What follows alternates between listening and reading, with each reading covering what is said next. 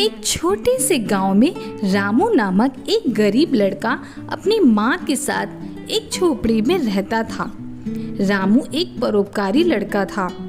एक दिन रामू ने अपनी माँ से कहा, मुझे ढोलक चाहिए। यह सुनकर माँ ने जवाब दिया कि घर में कुछ खाने को नहीं, ढोलक कहाँ से लाऊं? रामू को 2 लकड़ी के डंडे देकर कहती है, ले इसे पीट कहीं पे। रामू उदास होकर उन 2 डंडों को लेकर बाहर चला जाता है और वह चलता ही जा रहा था कि उसे रास्ते में उदास बुढ़िया दिखी। रामू ने रुककर बुढ़िया से पूछा, ऐसे उदास क्यों हो?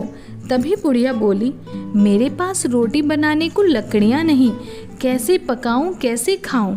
यह सुनते ही रामू ने अपनी लकड़ियाँ बुढ़िया को दे दी। बुढ़िया ने लकड़ियाँ पाकर रोटी बनाया और खुश होकर रामू को 4 रोटियां दे दी। रामू रोटियां लेकर फिर आगे बढ़ा।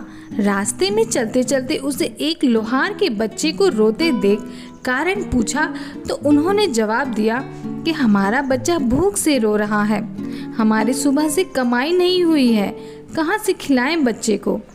यह सुनते ही रामू ने अपनी रोटियां उस बच्चे को दे दी। बच्चा खुश होकर खाने लगा। यह देख लोहारों ने उसे उसके बदले एक बाल्टी रामू को दे दी। रामू बाल्टी लेके चल पड़ा।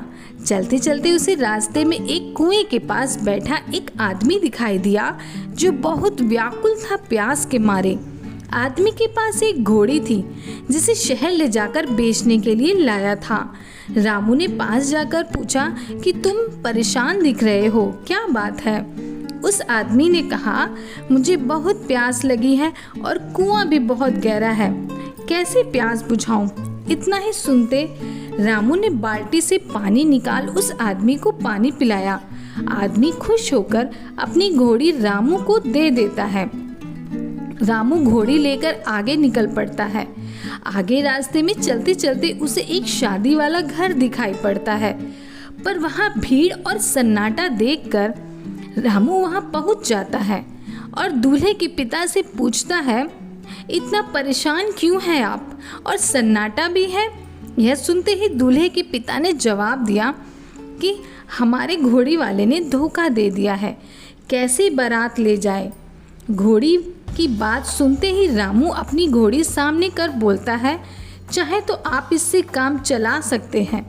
दूल्हे का पिता घोड़ी देखकर खुश हो गया और बोला, बेटा बताओ तुम्हें जो चाहिए मैं दूंगा, तुमने हमारी मदद जो की है। रामू चारों तरफ देखकर बोला, मुझे सिर्फ ढोलक चाहिए।